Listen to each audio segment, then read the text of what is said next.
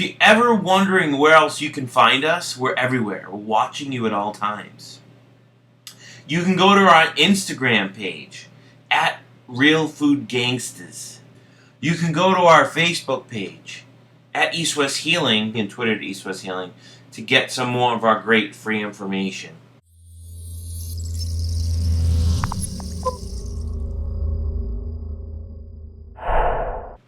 Good morning, everyone. This is Josh Rubin from East West Healing and Performance, and today I want to revisit an old topic.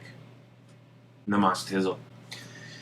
It's called Am I B12 Deficient? And I talked about this years ago. I think it was like a 20-minute video. But I can really summarize this in probably 2 minutes. Our body needs energy and it expends energy. It's that simple, right?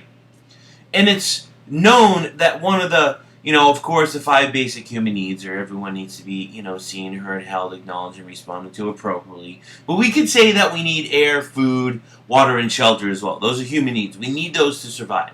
And we know that we need food for energy so we can produce energy, so our body can function, so we can sleep, so we can regulate our hormones, so we feel happy, so we can move, so we can exercise, etc. etc. And it really comes down to this. Our body needs, everyone's different, our body needs a certain amount of energy each day to function properly, as well as to meet the demands that we're placing on our body. Stress, emotional, physical, mental, emotional, whatever it may be.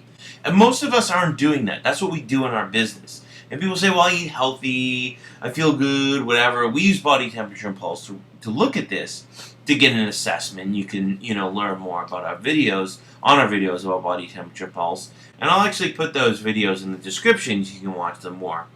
But when we're not eating enough of the right metabolic foods, right, that's the key. Doesn't matter if it's organic. It has to be the right digestible metabolic foods. Nutrition for human physiology.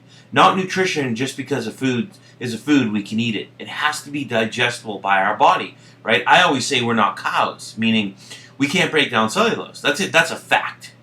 And we should not be eating foods with cellulose. So it really comes down to this. If we're not eating the right digestible foods and the right food frequency throughout the day, the meals that we need frequency-wise to continually keep the fire burning, the metabolism going, the fuel burning throughout the day, we're not going to produce energy. And what happens is we essentially don't allow for the storage of energy or the conversion of energy. And what happens is there's many things that happen, but the one big thing that happens is the amount of thyroid hormone that we're converting and producing is actually decreasing, so now the amount of energy that we're producing or producing at the cell level decreases. So anytime we end up hypometabolic, we could say hypothyroidism is up here, what happens is it's been shown that that's a stress. Our body's in this survival state. We start actually producing over less than 50% of our gastric juices.